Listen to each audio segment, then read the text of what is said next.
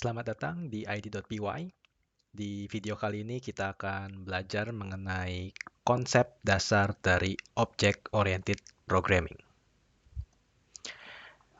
Biasanya ketika orang akan belajar Object Oriented Programming, sebelumnya mereka akan belajar mengenai Procedural Programming. Apa itu Procedural Programming? Pada dasarnya Procedural Programming adalah suatu gaya pemrograman di mana kode yang akan diprogram ini terdiri dari banyak baris yang berisikan setiap barisnya itu ada list of code atau ada kode di setiap baris tersebut. Kemudian apa yang dilakukan oleh baris-baris tersebut? Di setiap baris tersebut kodenya akan dieksekusi secara satu persatu dari atas sampai ke bawah. Jadi ini adalah konsep dari procedural programming. Lalu apa bedanya dengan konsep pemrograman object oriented programming? Bicara tentang object oriented programming, eh, satu kode itu pada dasarnya menggunakan konsep yang disebut sebagai objek. Ya, benar, objek. Nah, mungkin yang menjadi pertanyaan adalah apa yang dimaksud dengan objek ini? Nah, objek ini kita bisa coba ilustrasikan sebagai satu benda yang real, benda yang nyata ada di dalam kehidupan kita sehari-hari. Nah, saya akan berikan satu contoh. Contohnya adalah contoh objek yang ada misalnya ini berupa toko sepatu. Ya, ini benda yang real, saya sebut sebagai objek. Lalu di dalam toko sepatu ini, dia memiliki banyak barang, banyak sepatu. Misalnya ada sepatu yang pertama adalah sneakers. Nah, ini juga bisa saya sebut sebagai objek.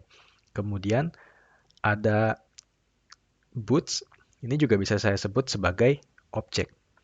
Kemudian ada juga mesin kasir. Ini juga saya sebut sebagai objek. Bahkan juga dengan si pelayan toko, ini juga bisa disebut sebagai objek. Jadi, ini objek ini bicara tentang kita bisa bayangkan sebagai satu benda yang real.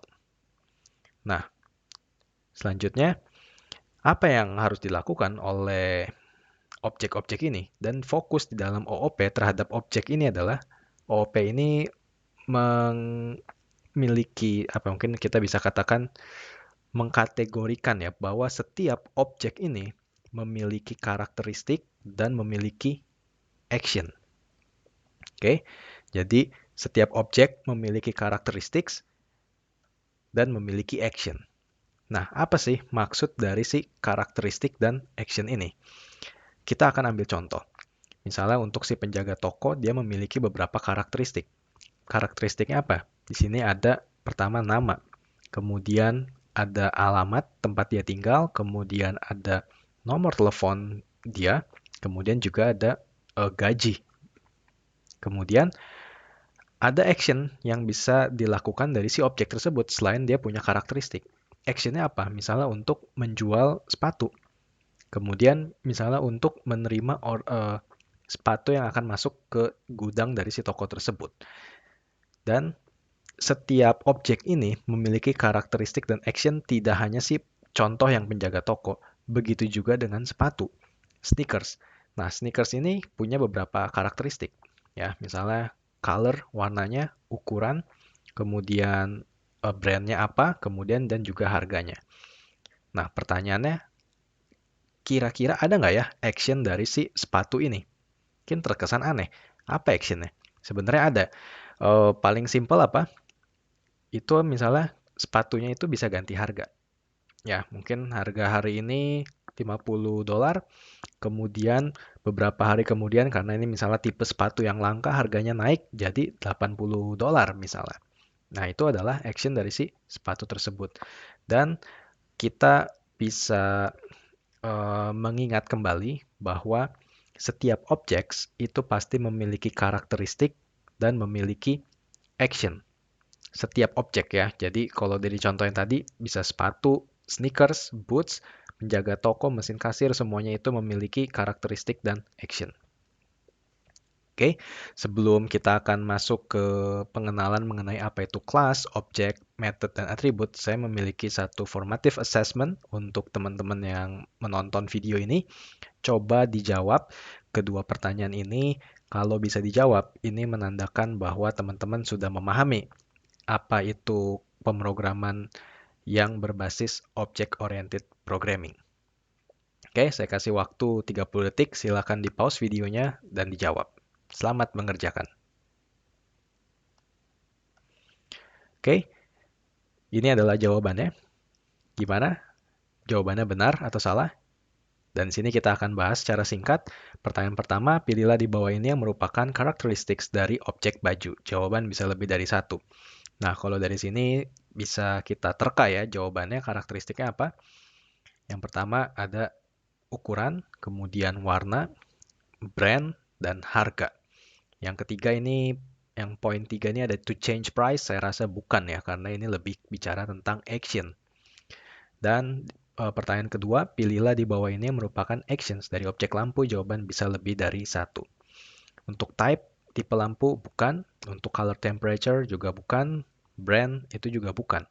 Kenapa? Karena kalau action ini pasti suatu pekerjaan. Di sini ya karena saya pakai bahasa Inggris bisa kelihatan ya, ada to turn on sama to turn off. Ya, jadi ini adalah action dari si objek lampu. Yang sisanya itu karakteristiknya, bukan action. Oke. Nah, sekarang kita ingat tadi setiap objek punya karakteristik dan action. Sekarang saya ingin bantu teman-teman untuk memahami konsep OOP secara lebih lagi. Dan sekarang kita mau ganti nih istilahnya. Yang karakteristik ini kita ganti jadi istilahnya atribut. Yang action ini kita ganti istilahnya menjadi method. Pada dasarnya nggak ada perbedaan yang signifikan dengan yang sebelumnya. Jadi hanya perbedaan istilahnya aja atau terminologinya. Dimana kalau atribut ya masih sama seperti tadi ya, bicara tentang color, warna, ukuran, style, harga, kemudian methods itu bicara tentang kegiatannya ya, actionnya apa. Ya, di sini misalnya adalah change price. Dan kalau sudah sampai ke sini, saya ingin mengajak teman-teman untuk memahami nih, sebenarnya apa sih perbedaan antara kelas dan objek. Nah, kita akan mulai dengan satu contoh, misalnya saya punya satu sepatu yang memiliki beberapa atribut, warnanya hitam, ukurannya 42, brandnya Adidas, harga $60. Nah, di sini dia punya satu method yaitu change price. Kemudian, saya punya sepatu yang kedua. Sepatu yang kedua ini warnanya merah, ukurannya 41, brandnya Nike, harga $80. Dia juga punya method yang sama, yaitu change price. Nah, pertanyaan saya buat teman-teman yang menonton video ini, ada nggak hal yang kalian temukan menarik dari kedua sepatu ini? Ada. Ya, hal yang menarik adalah keduanya memiliki atribut dan metode yang sama. Dan inilah yang biasanya kita sebut sebagai blueprint. Dan blueprint ini disebut istilah di dalam OOP-nya adalah disebut sebagai kelas. Oke, jadi dengan kita memiliki kelas ini atau si blueprint-nya, maka kita bisa mereproduksi si sepatu-sepatu ini bisa diulang-ulang nanti berdasarkan atribut yang berbeda-beda dengan metode yang sama. Sebagai contoh, misalnya saya bisa punya sepatunya brandnya ini Nike, ukurannya 42, warnanya biru, harga $75. Bisa juga dibikin yang berwarna kuning, harganya $85. Atau misalnya untuk brandnya adalah misalnya brandnya Adidas, warnanya hijau, harganya $65. Dan ini adalah konsep penting yang harus diingat. Jadi ini adalah konsep fundamental atau konsep dasar dari Object-Oriented Programming. Ada 4 hal yang harus teman-teman ingat. Yang pertama adalah class. Yang kedua adalah objects. Yang ketiga adalah methods. Dan yang keempat adalah attributes. Oke, jadi kalau diingat-ingat lagi dari apa yang sudah dijelaskan, coba bisa diingat lagi apa yang menghubungkan di antara keempatnya. Oke, selamat untuk teman-teman yang sudah mengikuti video sampai di akhir sini.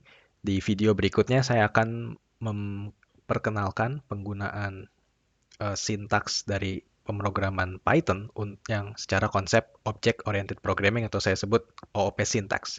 Oke, sampai jumpa di video berikutnya.